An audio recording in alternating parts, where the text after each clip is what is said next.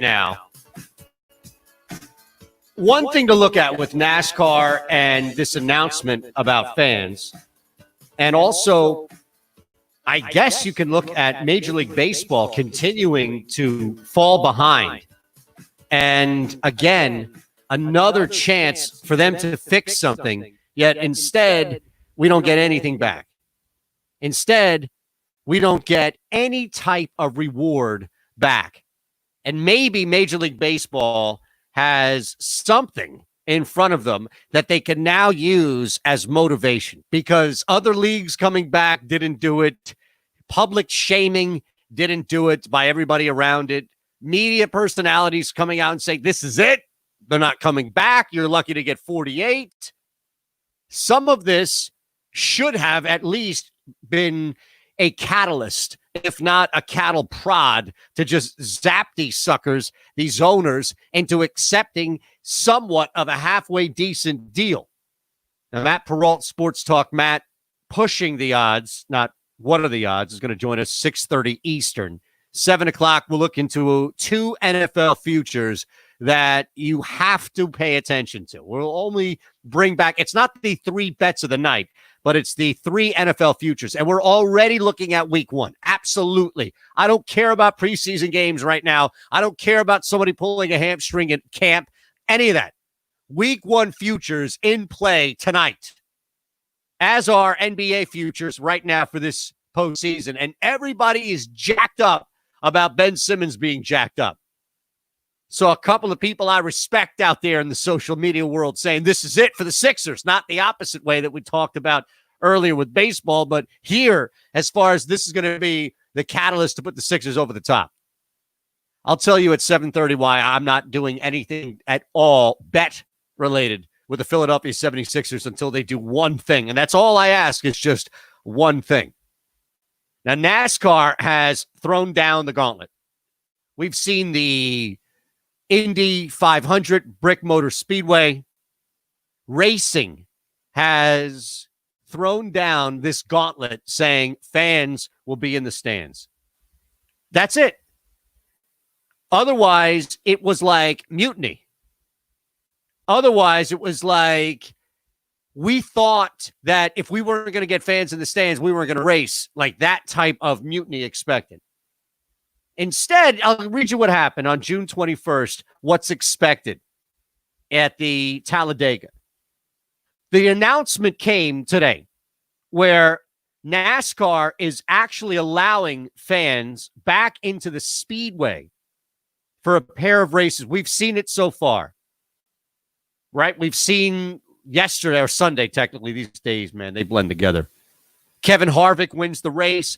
A ton of statements from drivers. Bubba Wallace wears the I Can't Breathe, Black Lives Matter t-shirt. It got a lot of conversation going on social. This Sunday, 1,000 military service members will be invited as special guests at the Cup Series race at Homestead Miami Speedway. And then that's it, just 1,000, mind you. So before you look any deeper at this headline that says NASCAR will allow fans to attend races later this month, 1,000 right now for the first race. You can social distance the hell out of 1,000 people at a speedway. June 21st, a little bit later, the Talladega Super Speedway is going to allow up to 5,000 fans into the grandstand. All fans will be screened before entering and required to wear face masks and keep 6 feet apart.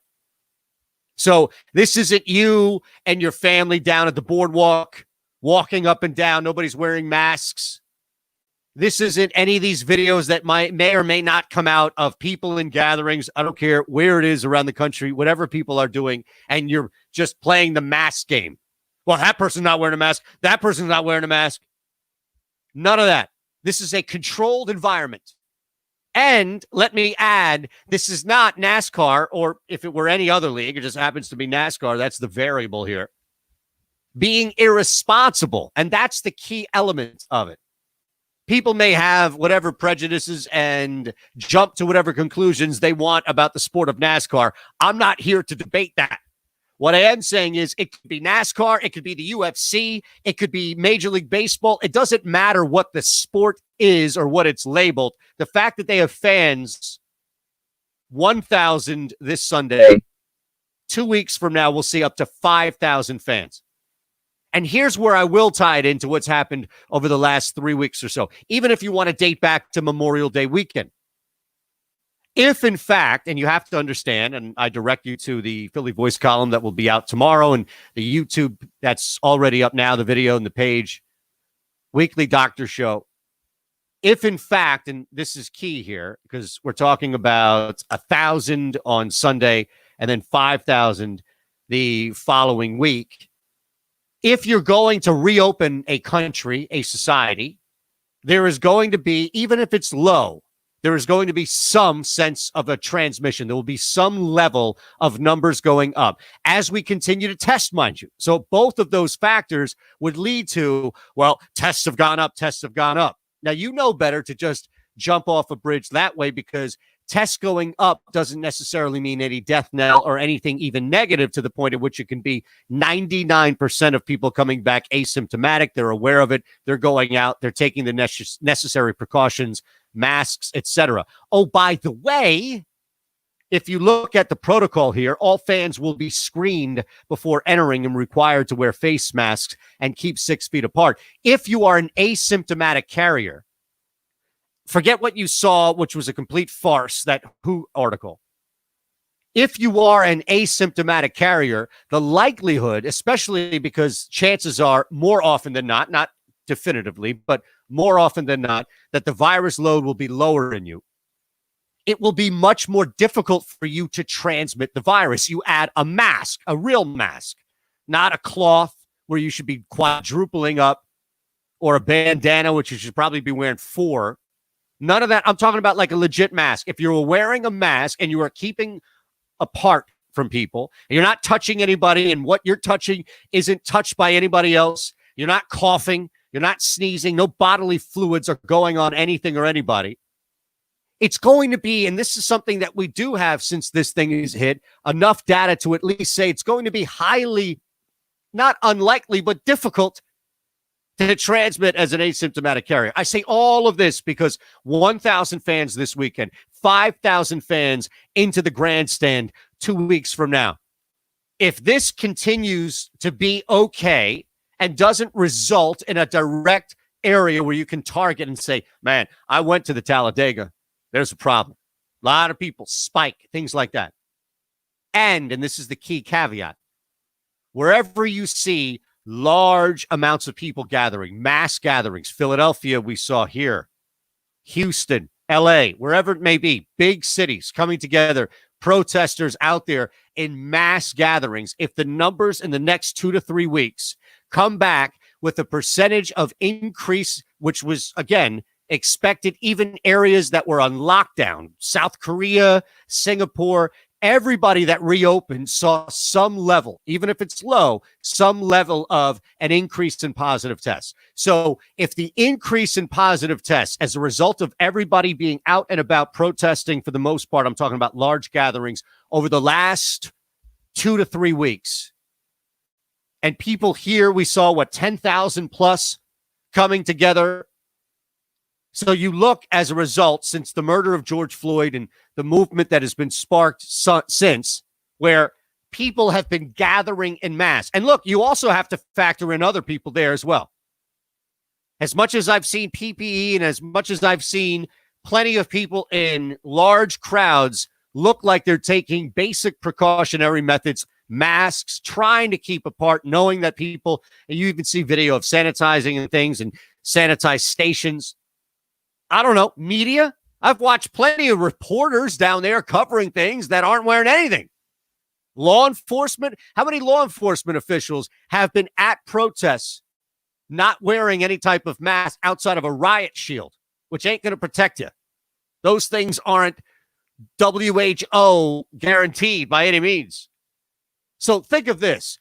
1,000 fans, 5,000 fans. We've already seen test cases of 10,000 plus quote unquote fans. They're not fans in real life. They're protesters, but I'm using that as a number here to gauge how far away we are from having 20,000 people in the stadium. From 1,000 fans, or technically military service members, to 5,000 NASCAR fans to 12,000 protesters in Philadelphia. If these numbers come back, even if you have to wait 2 to 3 weeks to get these numbers, and they are in line with what typical low-level positive infected cases would be with a simple basic reopening, then how are you not going to progress? And I'm not looking for the opposite. I'm just focusing on the positive. And that people were doing the necessary precautionary things at a protest like they will at a 5,000 fan, because they'll be mandated at that grandstand. They may be coming in thinking, I don't need any of this mask stuff, and then realize that that ticket is not going to get you in. You get screened, you come back with a fever, they're not going to let you in. Now, you're asymptomatic. That's why it's important to follow the rules in a situation like this, because you may not know. Or if you come back with a positive test and you're asymptomatic, at least you know, you have an idea. Antibodies is another thing. And again, I just direct you to the YouTube show because you think there were problems with the testing now as far as COVID itself and positive, negatives, and false. The antibodies, it's getting even worse. What are the odds? Fox Sports Radio The Gambler, presented by Cure Auto Insurance, at Shander Show. So you follow along live, twitch.tv/Shander Show. So I want you to just look at the timeline here, right? 1,000 Sunday, 5,000. We've already seen, in fact, if you want to look at it, it's not a typical timeline, because by the time we get the 1,000 fan, technically military service member data back, we'll already have data from the protests. We'll already have a good idea as far as how that went from a virus, independent, of course, from everything going on around it, that standpoint. Numbers are up, well, then we have a problem. We'll have to deal with that. Numbers are down, it's a lot easier to see this scenario through. What are the odds? Think of this.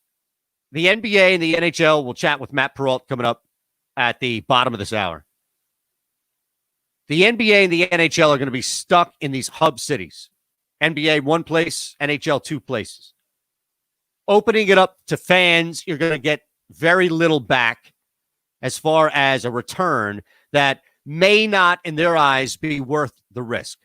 I mean, at that point, you may have to just go Korean baseball and put stuffed animals. Maybe you go sex dolls. It is National Sex Day. But in the case of what happened to the Korean team that put a sex doll or 100 in the stands, major fine, it may not be worth it. I'm trying to think who would be the team that would do that in Major League Baseball. Put out the sex dolls instead of fans, knowing that there wouldn't be fans anyway. Point of it being, there's now stuffed animals in the stands. Now, it's awesome. If you are betting this, at least wake up early and watch it. It is really great entertainment. And I'm happy that we had that to carry us back. Now, tomorrow, we'll talk heavy on the PGA angle. But as far as 1,000, 5,000, data will come back, 10,000 plus. What are the odds when baseball does open up? Because baseball is the target sport. There's something else happening that Club Med may actually play a role with baseball. Baseball is the target sport right now to have, as far as a team sport, fans in the stands. That would be the one where you could actually see enough where data would come back from NASCAR events. You know, Dana White is just waiting for this thing to happen. Like Dana White, you know, Fight Island, we know Fight Island is Abu Dhabi, Yaz Island, right? We know that. But he can't wait to set off some sort of VIP giveaway and fly 1,000 people that pay a ridiculous amount to get into some lottery and are selected to be VIPs there. Can't do that now. But you know that's what he wants, right? You know that's exactly what he wanted to do, is, you know, turn around and open this thing up.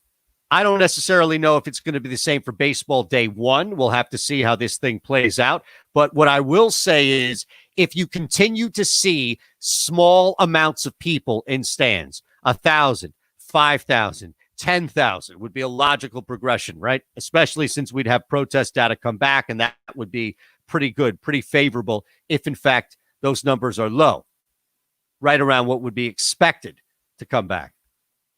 I would think at that point, Major League Baseball is now the great test subject, and knowing that they're only going to be at realistically a 48-game schedule, Major League Baseball would be best served throwing their hat in the ring and saying, 48 games, let's get 25,000 people in there. Look around and say, all right, who's doing what? Dana White threw in 15,000 people at an octagon. Okay, we can do more. Oh, NASCAR? What do they do? 25,000? It's a big number, you know. Should we just match it? It's a pretty big stadium that the average team plays in. It might be pretty obvious. At least we have fans there. 25,000. Does it look like we're doing enough? Now, granted, I'm putting that thought in the minds of baseball's finest who have shown us they don't know what the heck's going on. So I can't even afford them that benefit. They look and think, okay, 25,000. Let's raise 30,000, 35,000. At that point, you're talking near full.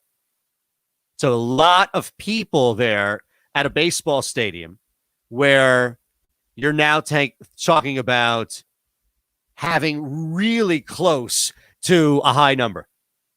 43,000 is the capacity just over at Citizens Bank Park. 35,000, and you put a limit on it, of course, right? Major League Baseball isn't starting before August 1st and somewhere in July, right? We'd think, based on them hoping to get something done. I mean, my goodness, it's June 9th right now, June 9th. They better get something done, but even to show us, even to have an idea of what's happening. And this is where I'll put it out there for you, all right? And you have two choices. What are the odds? Fox Sports Radio, The Gambler, presented by Cure Auto Insurance. Rob's with me. I know he's got something. We'll get to this coming up in a minute. I just want to leave you this. Rob's producing the show, hanging out with us as always, so we appreciate him. And Tony, our social media executive producer across the station. Club Med is reopening. 3 of them are reopening. Sandpiper Bay is in Florida. That sucker's open in 3 days. June 12th. You can do a lot. Parents can lounge by the adults exclusive infinity pool while kids enjoy time at the children's clubs. Unlimited land and water activities like kayaking, paddleboarding, pickleball, and the flying trapeze. How about that? Now, Club Med Cancun is going to open July 1st. Club Med Turquoise in the Turks and Caicos is going to reopen August 1st. What are the odds Major League Baseball slides in between Mexico and the Turks and Caicos July versus August after both Club Meds? And I'll give you minus 120 that it's between sometime in July, between the two Club Meds, plus 130 that it's after both. And here's why I think it would be after both, and I'd take that value. And I wouldn't go any higher than 130. I actually want you to make a choice and feel good about 130, not just, oh, he's giving us a 200. But I think that if Major League Baseball realizes 48 games is all we can really get, why rush it? Especially now as we see fans slowly start to come back into events. If you know that in 2 weeks you're going to have 5,000 fans at a NASCAR speedway, think about what you could have in a month. And if you look at July 9th, July 10th, there's no rush for Major League Baseball to get back. Sports are coming anyway. Yeah, there's a good point. Jason Sweetchuck raises, what about college football 3 months away from 100,000 plus? I do think that the NFL and college football are in the perfect position of just biding their time, waiting and seeing. Right now, they may come out and tell you, oh, don't worry, we're going to do a ton. We're going to do it. Just wait and see.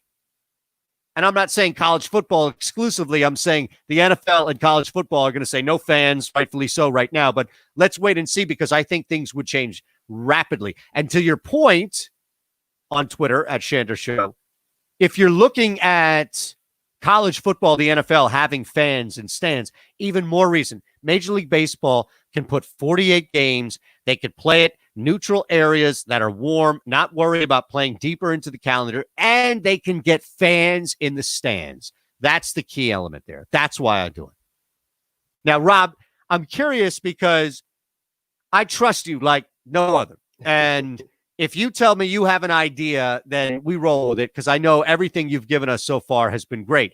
And we didn't really have time ahead of the show, the power and all this other stuff going on, craziness today, to go through this. So I'm flying blind, but I trust you. So I'm excited because normally you might throw like a would you rather out there. We may talk about, something happening 30 for 30 where we'd have a question or two regarding that. But you have a new idea. So there's no imaging, no music, nothing like that. We didn't create anything for you. Sorry. But I am curious, and I'm definitely, my interest is piqued as far as where we're going here. So, I like to have fun. And yes, you do. And you provide fun here. Yeah. So I just like to switch it up. We always talk about sports, which we're supposed to because we're Fox Sports The Gambler. But are you a game show person? Absolutely. So Card Sharks, it has to be in somebody's top 3. Otherwise, I'm not listening. Okay. So I thought of a game because a lot of people like to, do TV shows or movies when it comes to theme songs. But I said, hey, if I play a couple game show theme songs on the air, can Aton tell me what game show it is? See, I knew you would have something amazing. I didn't even, to be fair, because we're live and people are watching as well, did I even say, hey, give me a snippet or give me a sneak preview? You were like, you going to let me fly blind, right? I said, sure. Yes. And he was like, I trust you. That's the best radio, man. There aren't many things I know, especially in this business, but doing it live and just getting that natural reaction. And I think it's amazing. So here's my question. Mm-hmm. The only thing I need to know is how long are you going to let these play? We can do, let's say what? I mean, because some come in later where the iconic part of the song. So I'll do it based on each one, but no more than like 20. Okay. 20 seconds. I should be able to get it. Yeah. I'll let it play. And then when you hear I'm confident down, then you can give me your answer and I'll see how close you are or if you got it right or wrong. All right. Now, people that are following along too can guess at Shander Show, twitch.tv/Shander Show. All right, my friend. I'm ready. First, I got to play this because you got to answer this question. Hello. Do you want to play a game? Is that Saw? Look at you. Now, I didn't see. Here's the thing. I've never seen those movies, but I do remember how that went, like the Scream mask. There was people like people would prank other people and be like, "You want to play a game?" You know what I'm saying? Like that. That's how I know it. All right, so I'm gonna start. I can't take credit like I know the show. Sorry, it's cool. I mean, movie. You got it right. That's what I know. Danny Glover was in one, right? Yes. Okay, but you know what? Here's the reason why I didn't watch the movie. Why? Because I saw a couple of previews. It might have been like the first Saw. It must have been, right? Because I don't think Glover was in the other one. Maybe he was. I don't know. But I remember watching 2 previews for the movie before 2 movies that I was a kid, right? So I was still going to movies. And I remember seeing Danny Glover at the end, and they barely even mentioned that he was. And I was like, wait a second, what? I'm not going to see a movie where Danny Glover comes in there for like 5 seconds and then he's out. Right. And the movie goes off. Yeah. And I'm like, no, sorry. They did that. Do you ever see Executive Decision? I did. I heard of that. I've never seen it, though. So that's Steven Seagal and Kurt Russell. And apparently Steven Seagal was so upset and infuriated with the director that he walked off the set and they had to write his death out. Oh, wow. Yep. Seagal's in it for 10 minutes. Exactly right. Oh, wow. All right. Yeah. And he flies out of it. He's basically dies because he flies out of an airplane as he's trapped. And you're sitting there 10 minutes into the movie like, what? Yeah. But they had to bill him in the movie. It throws me off when you put like a big name in the movie and then they're like gone immediately. Yep. Like, no, it's terrible. I'm anti. All right, brother, let's do it. We'll play the first one and then we'll get your guess. I'm going to make it easy. We got to start easy. Okay? Yeah. All right. That's Price is Right. That was too easy. That was too easy? Yeah. Okay. I still like this song, so. Oh, no, it's great. It is fantastic. Don't get me wrong. All right, so let's get the next one on here.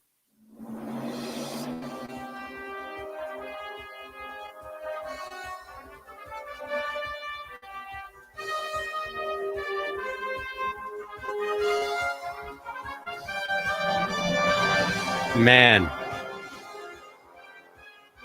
$25,000 Pyramid? That's actually not the name of that show. Is it? Oh, it's not Who Wants to Be a Millionaire, is it? That's Who Wants to Be a Millionaire. Okay. Look at you. Okay. You know why? It was that futuristic sound towards the end. It took me a little bit. Now, my first guess was off, but it took me a little bit. Yeah, Millionaire. I've got it on Twitch as That well. I other wasn't even... show you were trying to say was 100,000. 100,000. I'm Yeah. sorry. It was one of those thousand. But Yep. what I you're knew there was talking some money involved with it. All right. What else you got? All right. Oh.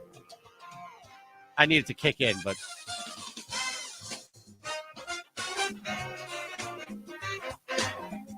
This is it the Newlywed Game? Mm-mm. This is an iconic TV show host right here. Wait a second.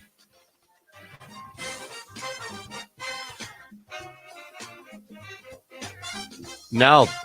Is it Nothing? Wheel of Fortune? It is. You know what? That's a guess because I was going through my head and I was thinking, all right, you're not going to go back to like Gene, was it Gene Miller or, you know, like guess my whatever it was and, you know, the old ones. So like Whammy and all them. yeah. So I'm thinking, okay, iconic. I know it's not Jeopardy and I know it's not Price is Right. And I'm thinking, well, is it Wheel of You know, I honestly did not know that theme song. Wow. Yes, I only got it because of your hint. Hear it, right.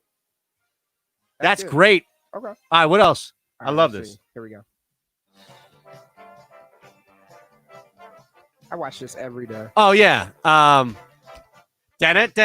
Family Feud. Hey. Yep. I'm a big Steve Harvey. Yeah, he's great. It's so good. Well, it's a rarity, and you know what's funny is that a lot of times, and I love it because it cracks me up. A lot of times, what you have is they'll take somebody who has personality. Like Steve Harvey is the only personality that's ever been in a game show host position. But what happens is these people seem to be neutered. Yeah. When they come in that spot and it's like, wait a second, what happened to that guy? What happened to that person? They're kind of just like a quip here. Or, you know, if you ever seen that Bob Saget 1 versus 100, or I think he was the host, but shows like that. But Steve Harvey, it's almost like they don't even tell him anything. It's just like, all right, man, do whatever you want. Like that show probably takes 50 minutes, right? An hour to tape a half hour because he's probably going off. And it's a lot of times where you'd be like, is this still a family show? Yeah. Steve will just go off and it'll be all off track. So it's so funny you say that because I love King of Queens, and King of Queens is on the CW here, right? Mm-hmm. So that's where Family Feud plays. And every time I'm watching the King of Queens in the break, there's a commercial for Steve Harvey. And I don't know if you've seen these promos, but they're genius. They're hilarious. You've seen them, right? Where they do the rewinds? Yep. Where it's like, what made Steve say, oh, I knew this was going to be funny. And then they see it. Like, it's hilarious. Yeah. I don't think there's been a better fit for that show at all, right? I know that people want to go back, but maybe it's just because they've allowed him to just do whatever the hell he wants, and it's hilarious. I love it. All right. I got 2 more. Let's do it.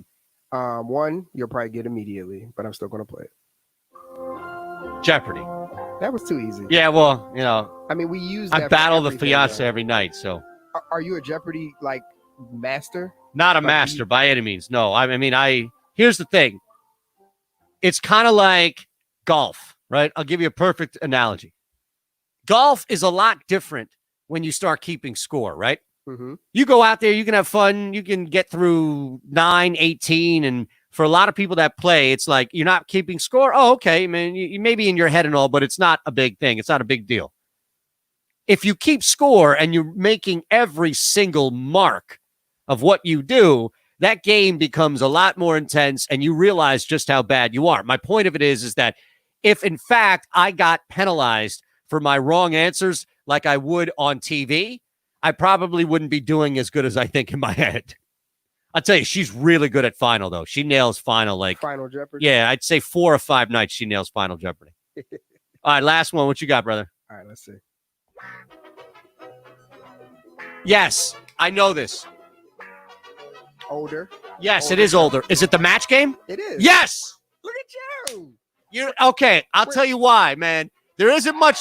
When you go through insomnia working morning radio and you're up trying to sleep through it or, you know, blaze your way through it, whatever, and it's 2 a.m., there's only so much you can watch. And a lot of the game shows, like Match Game, would run these marathons overnight. So I go back to the black and white one, to the color one a little bit later. I know they brought it back, I think, now, right? Mm-hmm. Do you But- know who the host is? I think Who's it's the most recent host. it's a woman, correct? Is there? Oh, yes. The one before that is the one I was talking about. I forgot they did bring it back, like you said. But the last guy host that Gene, is it not Gene Autry, right? Gene Rayburn. Gene Rayburn. Alec Baldwin did it. I didn't know that. Oh, well, that must have been like a newer. 2016. Yes. Okay. Because the Match Game, like, when did the Match Game? It went off the air in 82. Yes. Okay, so that's the difference. Man, that's hilarious. We definitely got to do that again tomorrow. Maybe you can find. You want to do what? TV or movies? Which one? Which I can get some stuff together. Okay, here's the thing. Admittedly, you'd have to. Movies for me would be like hip hop, man. You would have to go back like previous 2005. You throw something 1992 at me, I'll guarantee I'll get it movie or hip hop. Or If you TV throw show? something 2014 at me, I probably won't get either. I can do 90s themes. Let's do 90s themes. I love Okay. it. I love it. All right, Rob, I appreciate it. Matt Perrault, Sports Talk Matt, is going to join us coming up next. What are the odds? Fox Sports Radio, The Gambler, presented by Cure Auto Insurance. Fox Sports Radio. That The was Gambler. awesome. Now, total. That was